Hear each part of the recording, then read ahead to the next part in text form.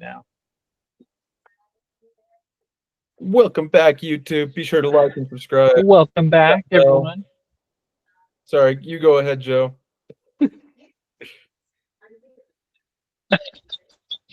No, please say it again. That's the most important thing to be said any episode, you know? Like and So, subscribe and comment 10 things that you like about women. That's right. Woo! Okay. Well, just to recap, people who have not yet watched part one, we are we are going through, reacting, discussing this video. Let me pull up the presentation. We're watching this video talking about the differences between men and women. And there's 50 differences. In the last video, we went through 1 through 25. And so now we're going to be going through 26 through 50. The video is called 50 Real Differences Between Men and Women by the YouTube channel Brave the World. We loved it. It was lots of really fun discussion. And I also learned that if I ever go for spray tan, orange is definitely my color.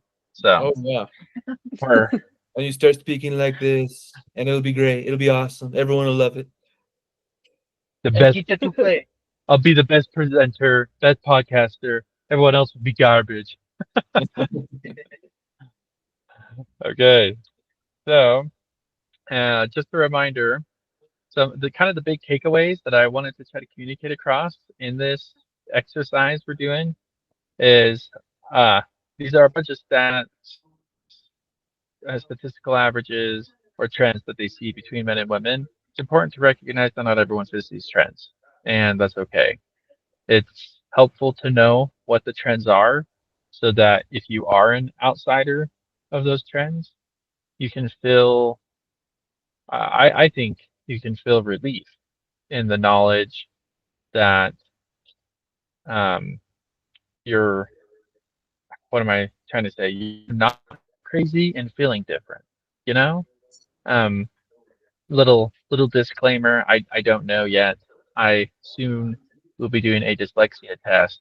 And when I heard the thought that I might have dyslexia, it was like, wow, like it just kind of makes sense for me in some things in life. So if you're on the outside group, I think realizing that you're on the outside group can be helpful in feeling like you understand yourself more. And if you are on the inside group, it's important to recognize that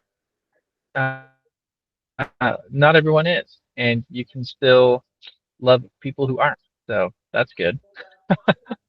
um, I think that seeing what these trends are between men and women better prepare us to control our realities. Reality, not our realities. There is one reality, and learning about it helps us to better control it. And finally, man, I think this is probably the most running comedic thing in the last video is just how many times we had to stop and pause and be like, oh my gosh, like we see XYZ fact in our marriage. So take notes, kids. This is important stuff. And if you're not married, you're also probably interacting with the opposite gender every day. So it's always valuable. That's right. That is right. And you're still muted, so we didn't hear your comment. That was funny and cute. If you'd like to unmute, but okay, sounds good. Well, with that, we will get started and where we left off in our video. Enjoy the beautiful baby and begin the show. Let's do it.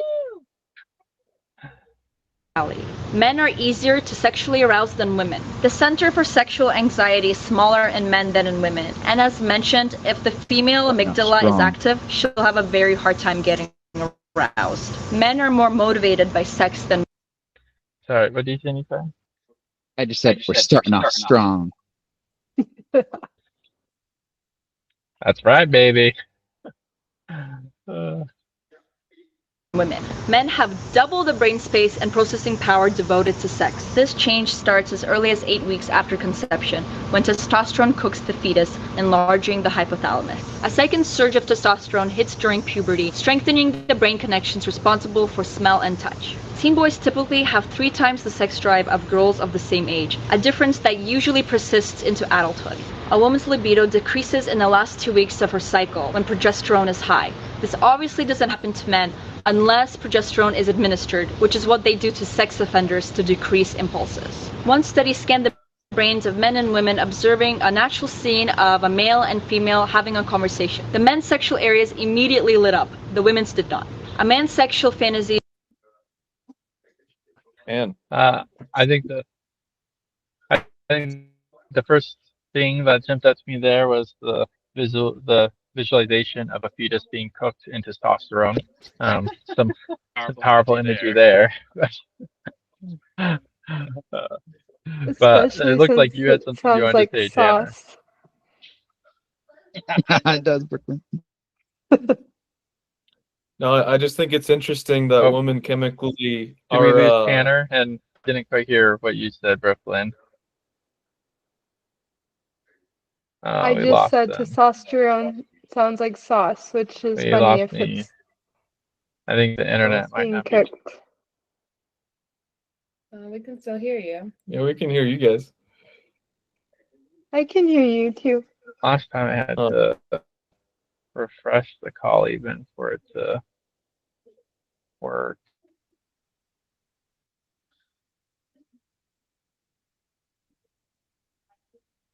Well, maybe we should just can it tonight. Go to bed.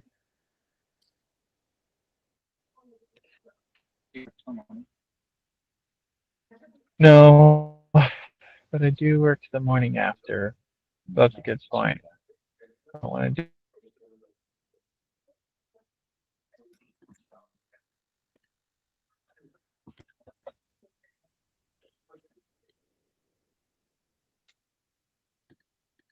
Oh, that didn't refresh the call. Haha. Oh, hey, everyone's back. Oh, because Nephi left again. We never left, Joe. We heard you the whole time. Yep. I don't have speakers. And he still can't hear us. I can't do more than one at Hey once. Joseph, can you hear us? I now can. Joseph? Hi. Okay. Can you hear me? We Yeah. can all hear you. We never stopped hearing Okay. Oh, that's great.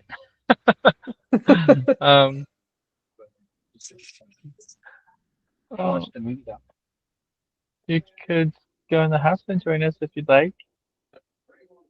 What? The same internet? Mm-mm. That's not. Mm-mm. Oh, yeah, I would there.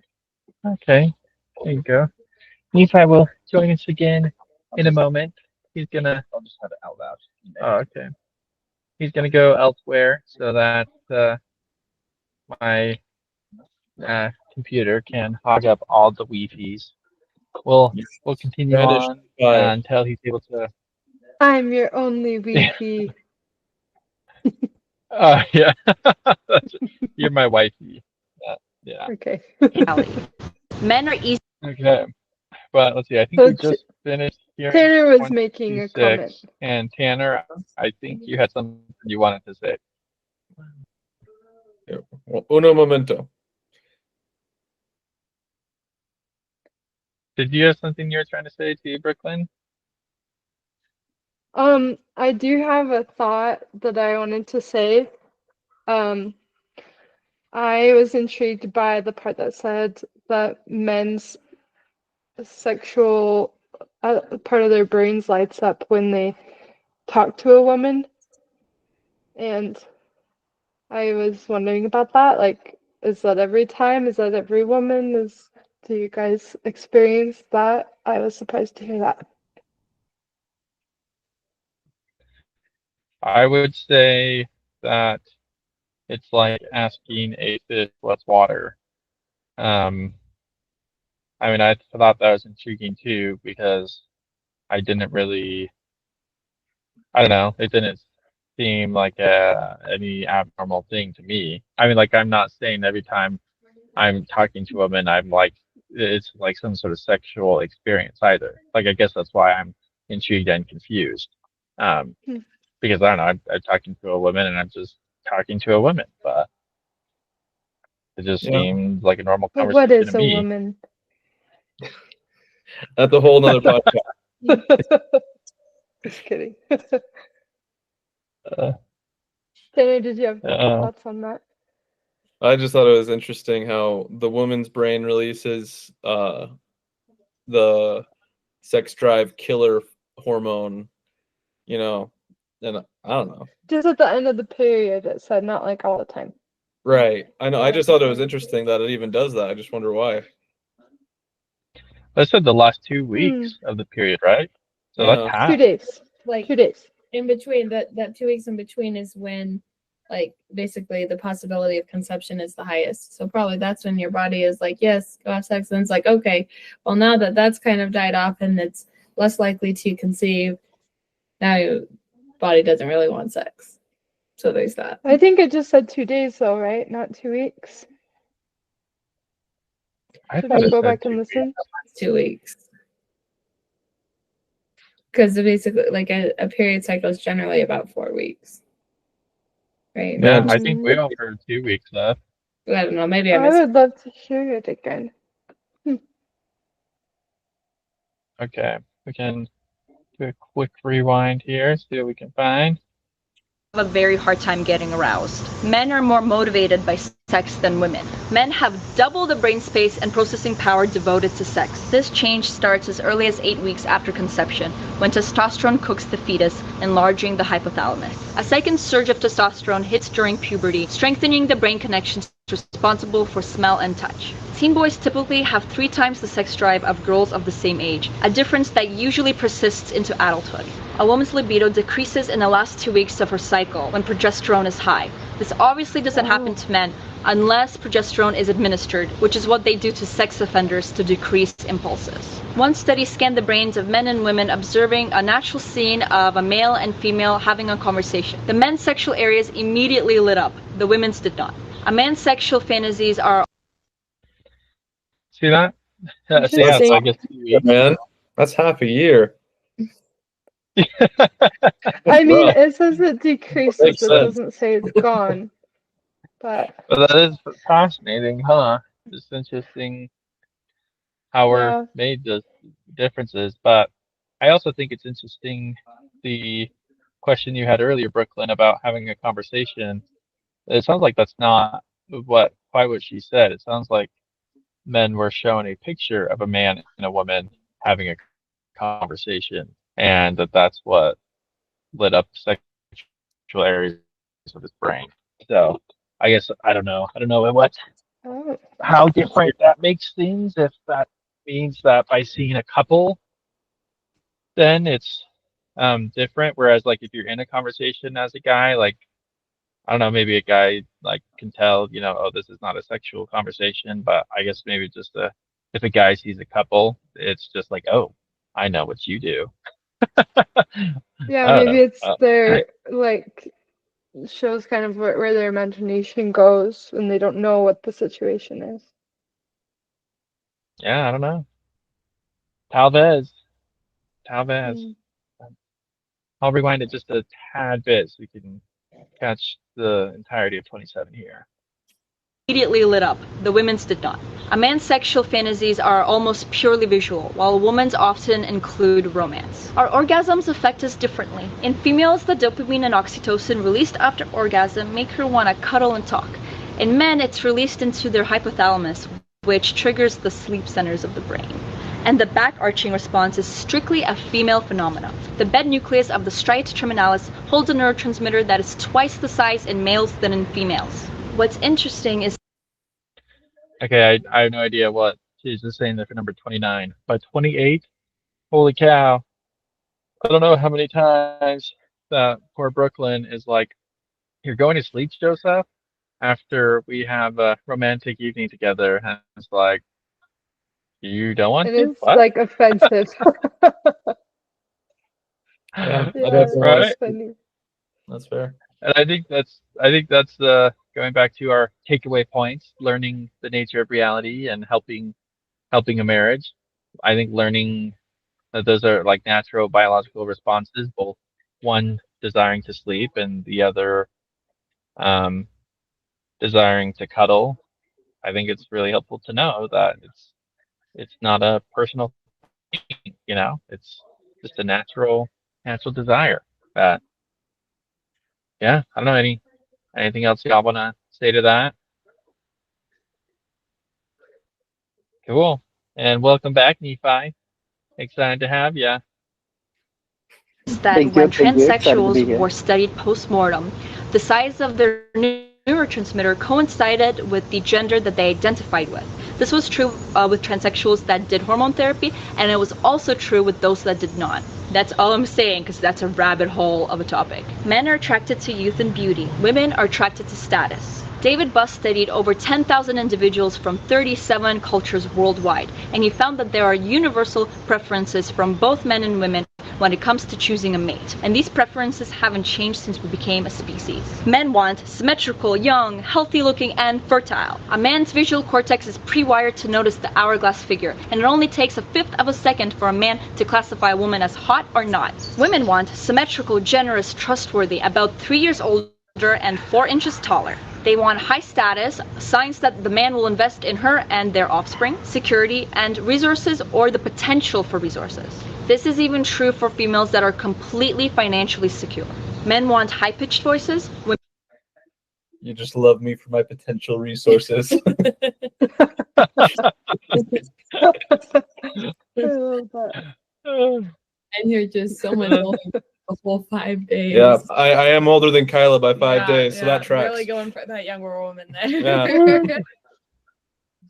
I'm super Wow. intrigued, like how they studied that.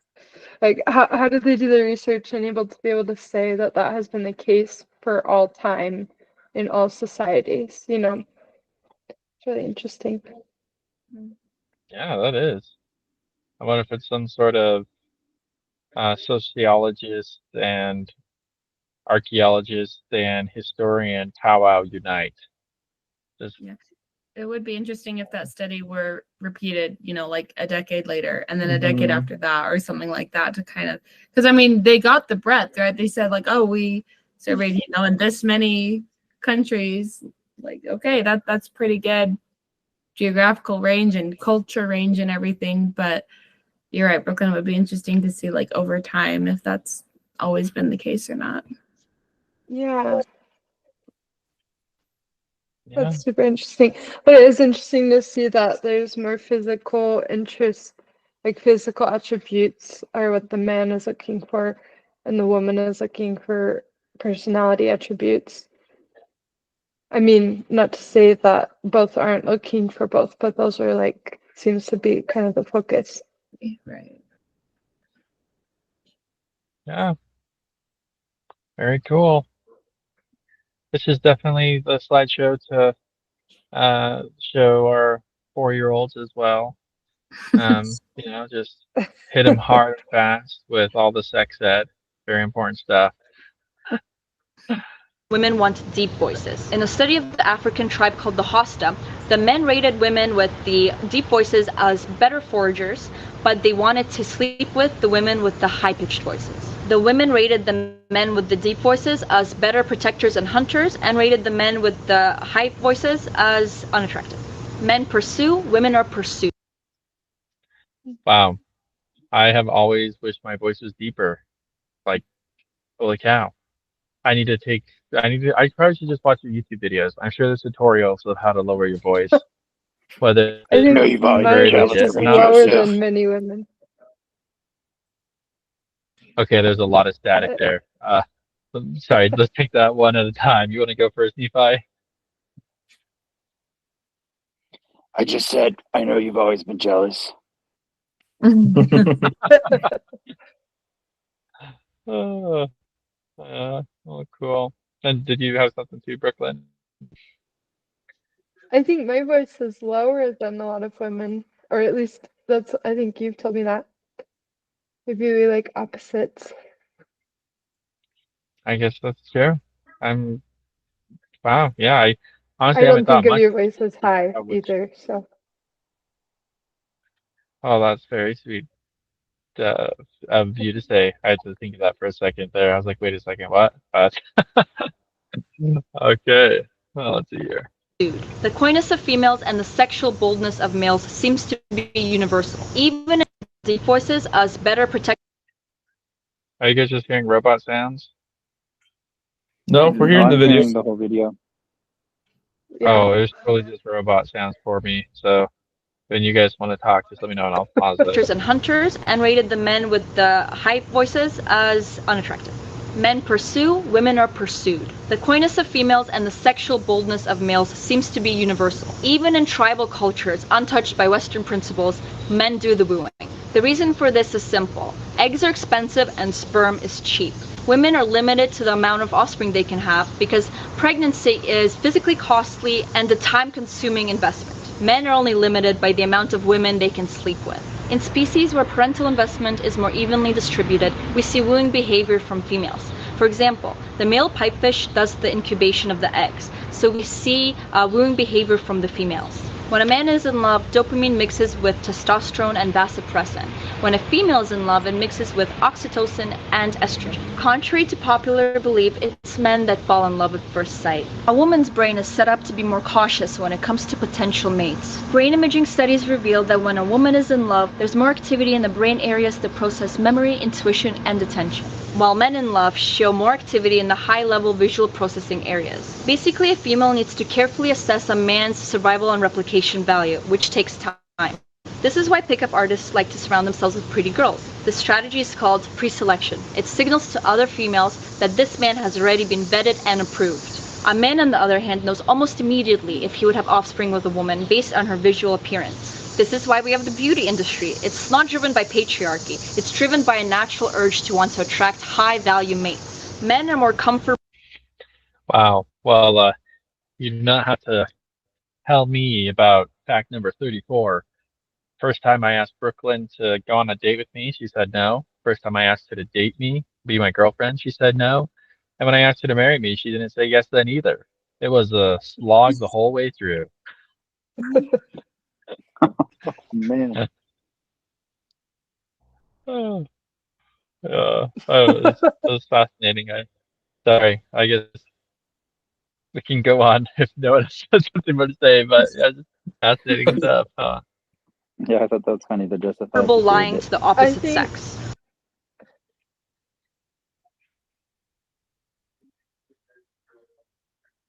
Go Is ahead. it- I heard. Is it President? Oh, okay. I think that it's interesting that like in a species of fish where the male fish is the one that's like carrying the egg, then the woman tries to woo the male. I think that's an interesting biological fact that the one that carries more of the difficulty of bearing the child in the process of it is more cautious than the one who's it's easier to do that. They're the one that tends to woo the other. That's interesting. Yeah, I think it makes a totally lot of is. sense. What was that, Kyla? I just said I think it makes a lot of sense. Yeah, it does. Yeah. Man, I should have known that if I wanted to get more dates and women to come to me in college, I just had to carry a sign around saying great child carer, like You just had to have a bunch of women around you. That's all you needed. that's what I was thinking, Tanner. I think playing right. the game, like making the other girls jealous, there's a biological reason for it. Girls can't get mad at us for making them want us more. Yeah. So Nephi, just like get on like Tinder or something, invite all these girls over for a party, and they'll all think you're super attractive because there's so many girls there. That's There it. you go. Yeah, we'll have to vet them, make sure that they pass, like they win Miss America or like all of that kind of stuff. Though, no ugly girls. at Only this the one party. that you want. Oh, that's true. That's true. Yeah. Mm-hmm. That's funny. Yeah, well, just make sure my daughter gets invited to that party, Nephi, and she definitely makes the cut as the most beautiful in all the land. So Actually, second most after Brooklyn. I do think your But, daughter is beautiful, except I don't want people to confuse me as potentially dating her. Yeah. But yeah. Okay. No. She's there. She's there so that all the other ladies think that you're dateable. That's why. Ah, she's that's there. it. That's it. That's it. She's the pretty one that gets you the dates. Yeah. Okay. When measuring the vocal strain of men and women lying to each other, the men showed significantly less strain. This also made them more convincing liars. High self-esteem makes teen girls less promiscuous, but it makes teen boys more promiscuous. A man is more likely to sleep with a stranger than a woman. Many studies confirm this. For example, an experiment done on college campuses showed that 3/4 of men that were approached by random women that offered them sex said yes. When the reverse was done, 0 women agreed to the casual sex. When it comes to casual sex, women care about intelligence, men do not. In a study where men and women were asked about the minimal level of intelligence that they would accept in a person they were dating, both said about average. When they were asked the minimal amount of intelligence they would accept in a person they would have sex with, the women said above average, the men said below average. Men have a stronger reaction to physical infidelity. You look like you wanted to say something, Brooklyn. I don't know. I just think that's crazy, but I don't know. It just seems shallow. How can that not be seen as a negative trait? Which Like, one? Yeah, which one? The fact that a man needs like 0 intelligence to want to have sex with a woman. Like he literally doesn't care about her or who she is at all. It's purely physical. That seems very shallow. Oh yeah, it is 100%. I feel like Yeah. we live in a culture though where we super value not doing that, you know? So I Well, think and Right. us, I but guess my point is I that also think like maybe to push part back of them. I think that's um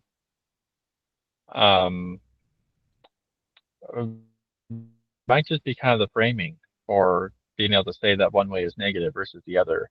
For example, I know that a lot of women feel like there's a big dating crisis right now because biologically, statistically, women either want to date men that they see as equals or preferably above them in like economic status or social status.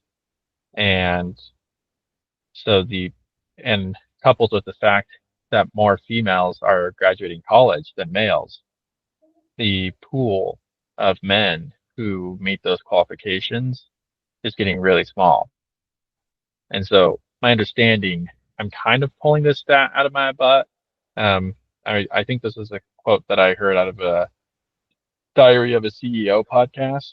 When pretty sure they said that like on dating apps, 20% of the guys get 80% of the girls because the 80% of the girls only want to date those guys who they perceive are those top, those that are those more intelligent, more economically successful, which I think are great things, right? Like I want our daughter to try to go for a top guy, and I think I at least sold myself as a fairly top guy, and hope that you thought so, trying to come after me. Actually, I came after you. That's right, but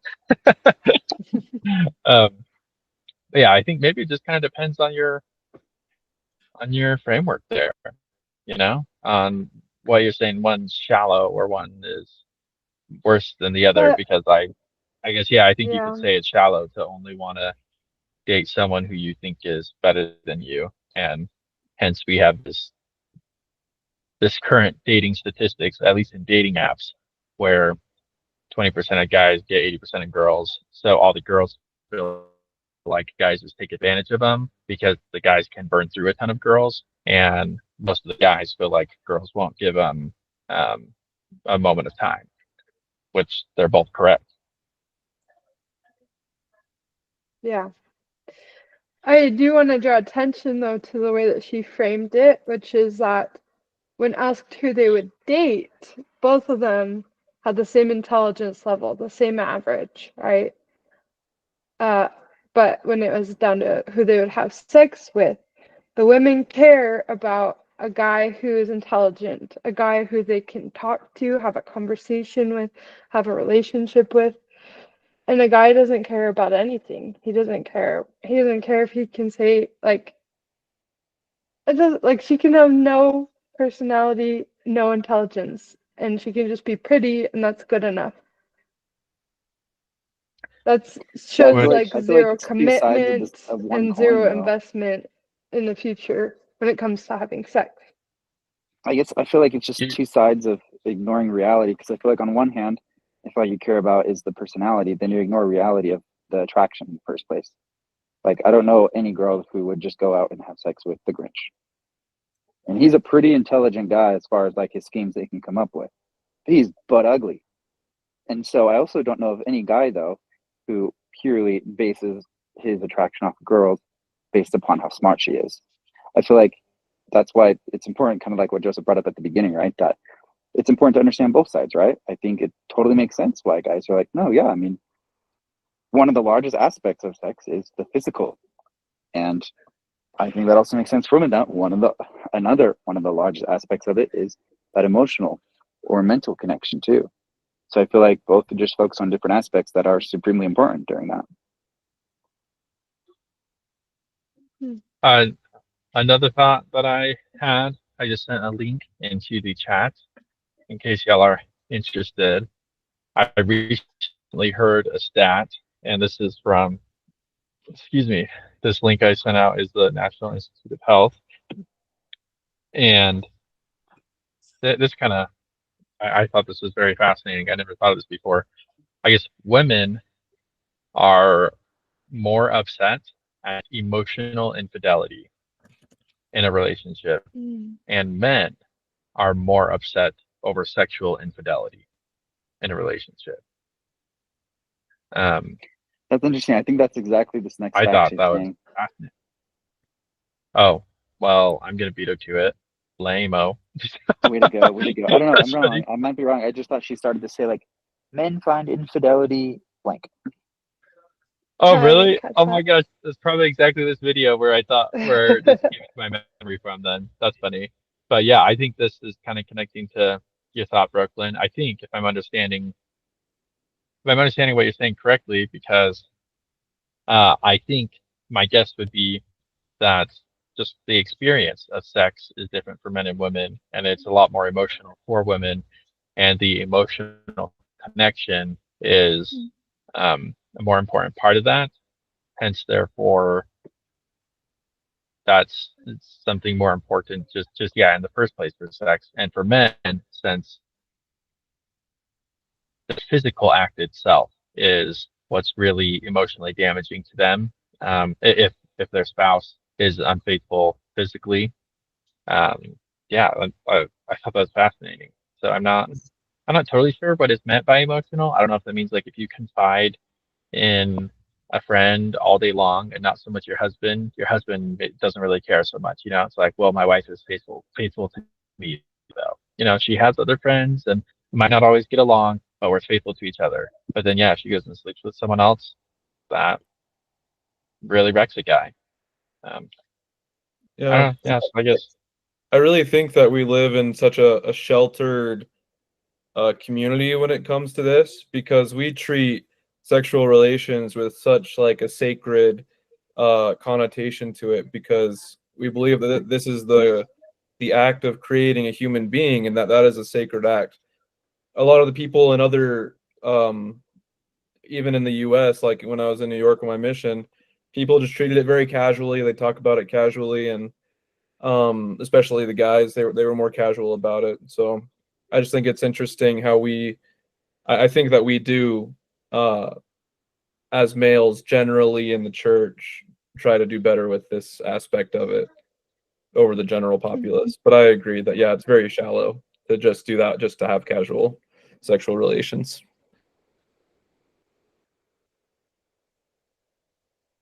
okay.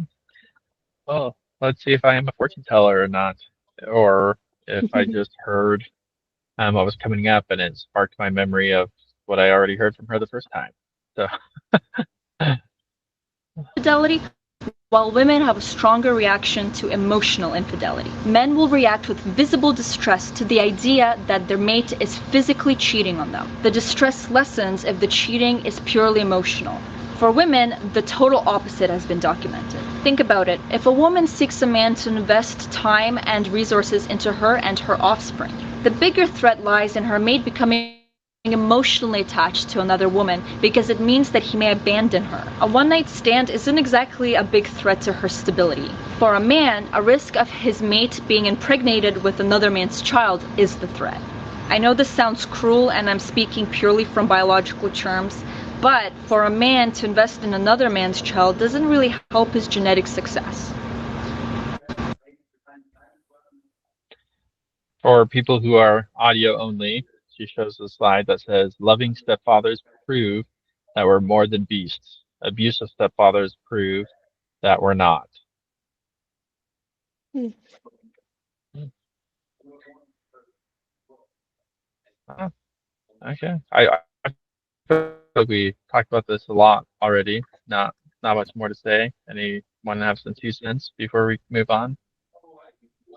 All right. A man's fertility depends on who is around him. A man's sperm count will actually increase when he's away from his mate.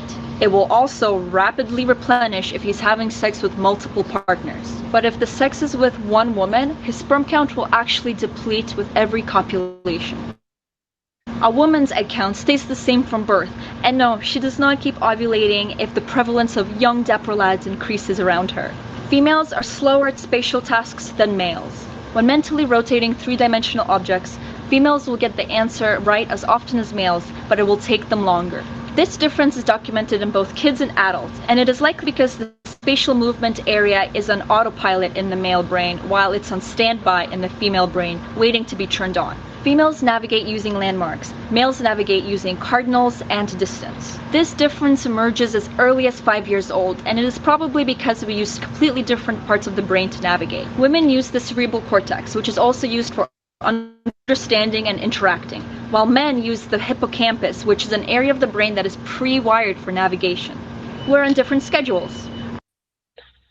Okay, hearing that one just makes my jaw drop. Do you realize at this what a foundational level we are just different?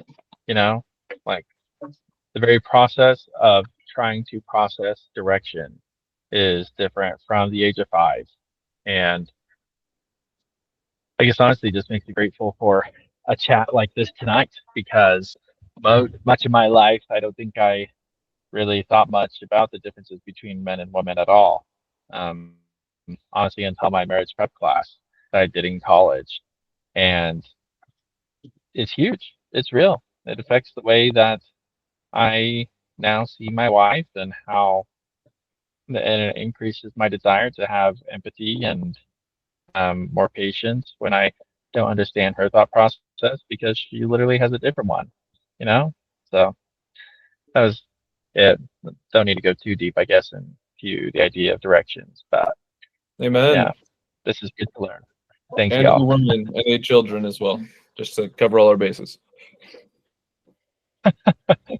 Around the age of 12, testosterone receptors reset the boy's clock cells. This makes him stay up and wake up about an hour later than girls of the same age. Men are more consistent than women. Men go through several hormonal shifts during their life. In the womb, during adolescence, through puberty, as they father a child, and as they age. Women are constantly under the influence of their hormonal shifts, and these changes are much more intense than I know. I'm not sure what Opa. happened there. Let me see here. They go through a There's some sort of hormonal shift end time. when they father a child. I've never heard that before. Me neither. Wait. There's I know a I've heard little some laggy on stuff my end. Was that that it? Was that 50? men are easier to sexually. no, I don't think What? that was it. Maybe just try copying Hit the link and the then end? share the link. Is that why it stopped? No, we didn't hit the end. Can you guys hear me? Yeah, we Yes, can hear you. Hmm. Wow, Looks like it's I care so. Sorry, it's not working very well for you tonight.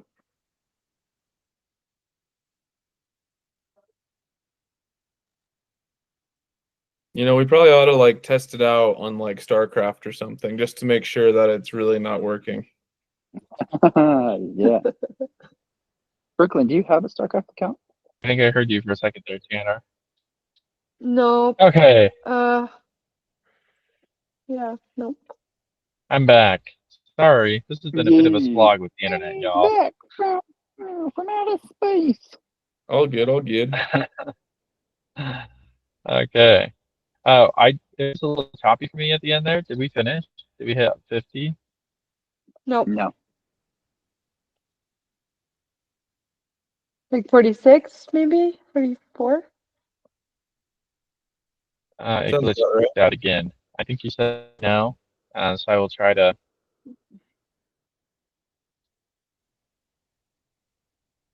I think you said 46. Man, this is painful, y'all. I'm sorry.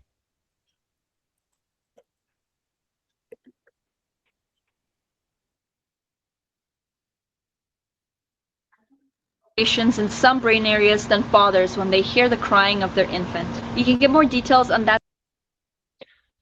Is this a good place? You give me a thumbs up. Audio is not coming through very well for me, for y'all. Okay, I think that's enough. It's enough. It's not enough. It's not enough. Okay. Okay. I just got lots of thumbs up. Great. All right. At point in the written version of this video, which is on my website bravetheworld.com, and it's all linked below. Mothers and fathers do not interact with their children the same way. We truly do complement each other. Mothers create stability, comfort, nurture. They encourage, reinforce, and coddle. Fathers destabilize, roughhouse, challenge, tease, and stimulate through unpredictability. Obviously, none of these are mutually exclusive, but you get the point. Researchers at the University of Toronto found that mothers usually sing the correct versions of lullabies, while fathers like to mix it up, adding their own unpredictable verses. I am the exception. Twinkle, twinkle, you should rest. You're the wriggliest in my nest. Fathers tend to give their children direct orders, while mothers use shorter sentences and tone matching, often having no need for directness. I think I saw you trying to say something there, Nephi. What was that? I was just talking about how she had a nude baby. So cute. Yeah, We're not afraid of diaper incidents. No, I think that's true though. I mean, when I'm talking with our girl, I'm more like, hey, do this, do that, do this, do that. And then if she doesn't, I stand up and she does it. Yeah, and then I feel like you're more like persuasive than I am. I don't know. Or try to be more persuasive. No one can persuade a 3-year-old. Yeah, that's true. But you try to reason with them and convince them to want to, or tell them why it would help them if they did it. Joseph, are you dead? He has perished. Never. He's gonna be like, why so many crying faces? Are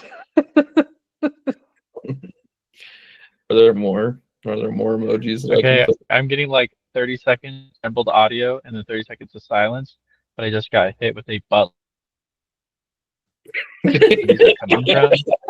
You just got hit with the butt. Oh no, Joseph.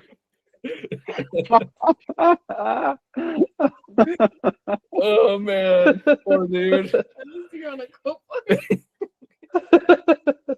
I don't know what's going on. I'm just seeing a ton of emojis. Sounds so. With the I'm butt. Joseph, gonna you keep died. this going We're and pray that crying you can for you. see the video. He died to butt. I died. Yes. Because you got hit with the butt. You just weren't working, and yeah, Okay. we Yeah, were I mourning can your loss. feel Oh, thanks for mourning my loss, y'all. This is painful tonight. Yes. Sorry for the bad internet. We can push through for these last couple of facts. We can do it. Hoorah. partners because they're so emotionally in tune with their children. Mothers get an oxytocin boost after affectionate contact with their children, while fathers get the boost after exploratory play.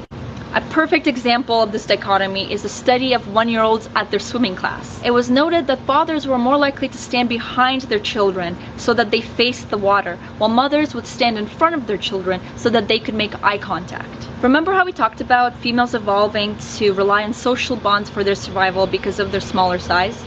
To this day, most women have lots of friendships, which together act like an extensive emotional support network. A man's friendships are quite different. They revolve around common interests, activities, competition, and work. A man's significant other is often the only person outside of his immediate family that's there to offer emotional support. Now pair that with men being way less likely to seek help, and you get a significantly larger suicide rate in males than females, with single males being the most likely demographic to take their own life. In a warm touch study, researchers found that while both husbands and wives got a reduction in cortisol and a boost in oxytocin, only the husbands got a reduction in blood pressure. Our culture likes to joke that married men die first to escape their nagging wives, but joke's a new culture because married men stay alive up to 1.7 years longer than single men. Men and women's brains age differently. Men lose more of their cortex and they lose it faster than women. Also, the volume of gray matter decreases faster in the aging male, which may contribute to the development of neuropsychiatric disorders like Parkinson's. These are not hard rules, but they are an important insight into how we function and what motivates us. They show that your sex does come with a blueprint that heavily influences how you behave and how you view the world. I strongly encourage discussion below, and I'm sure this list is not perfect. I make videos in between my son's naps. But that's why I made it so extensive. There's too many to discount an innate, real, biological difference between the sexes. Feel free to review any of my sources, and if you loved this video and you want to see more from me, please consider supporting my work through bravetheworld.com. We did it! Oh, that was so good, you guys. It's such a good video. Thank you so much, Brave the World. I wish I knew your name so I could say it instead right now. But, yeah, that was amazing. I just have one last final slide I want to hit real fast. So something that I recently learned, heard, and was intrigued about was the idea of yin and yang. I knew that yin and yang was this like idea of opposites working together in harmony, essentially. And two aspects of it that I didn't realize with Chinese philosophy is that there's a very heavy tradition in the yin and the yang having being thought of with the genders. But like they themselves, it's not a gendered being. Yin and yang themselves don't have gender. But the idea that females are typically the passive, receptive, soft, and cool, intuitive one, and emotional, and males will be this active, hard, assertive, logical, and rational one. And the fact that these two thoughts in the yin yang is representing and showing that even though you have these like two oppositions working together, part of their working together is that they have part of each other though in them still.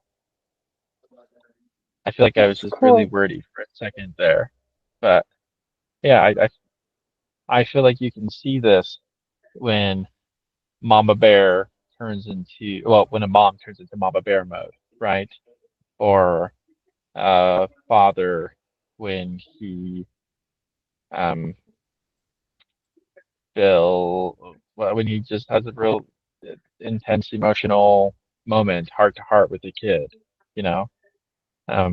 These trends, these averages do exist and complement each other, and we have both of these forces in each of us, though still. So that's my TED Talk. A fascinating follow-up topic, if we want to dive into, I think it could be on the Family Proclamation, like what does it mean to preside and whatnots like that. So Mm. if someone wants to take that topic, I would also love it as well. Maybe, oh, maybe we should ask the wives to present on what does it mean to preside. That could be a fun plot twist. That could be fun. Oh yeah, lots of confetti for this. So if That'd be y'all interesting. are willing, yeah, it could be cool. Um, that was it. Thanks for coming. Anyone have any sort of final last thoughts? I kind of stopped us from making comments on those last couple of facts, but I would love to hear any thoughts that you guys have now. Man different from woman. That's correct. Yeah. No, I love that you brought this up, and I love that like you're making it a talking point. I really appreciate that. And especially nowadays, so many times people want to focus on, oh no, but like everything has to be the same, right? That focus on sameness, I think, can be beneficial in some ways, but also detrimental in others. And I feel like between the sexes, that tends to be more detrimental. So when too hyper focused on it, I appreciate that you bring this up and seeing that there's positive ways to embrace reality and understanding both sides that are different. Mhm. Amen to that. Thank you. I think you summed it up very well. Yeah, different and necessary, right? I mean, you need the sun to grow plants. You need the moon to have seed tides. Without either one of those, the world would be dead, you know? So, Yeah, it's yeah, cool to see the strengths of both. that's it. Thanks for coming to the TED Talk, y'all. I love ya. I'll end the Woohoo! recording so we can begin the after party. Farewell, all of our great Yay! listeners. We look forward to Farewell. seeing you another time. Da Adios. Ciao. Nos vemos. Goodbye.